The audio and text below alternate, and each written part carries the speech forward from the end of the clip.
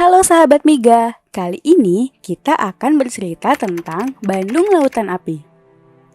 Dulu, pada bulan Oktober 1945, tentara Sekutu dan Nika datang ke Bandung, dan mereka menguasai kantor-kantor penting di Bandung.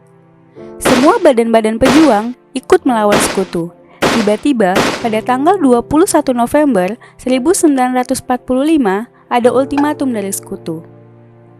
Isi ultimatum yang pertama adalah pihak Indonesia harus mengosongkan kota Bandung bagian utara paling lambat tanggal 29 November 1945.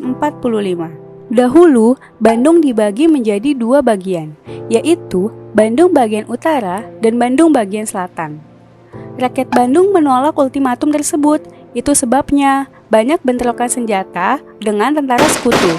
Sementara pada saat itu, senjata Indonesia belum cukup memadai. Akhirnya, Bandung Utara berhasil dikuasai oleh Sekutu.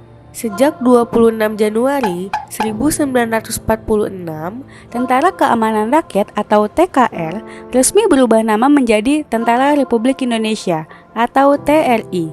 Sekutu lagi-lagi membuat ultimatum kedua pada tanggal 23 Maret 1946.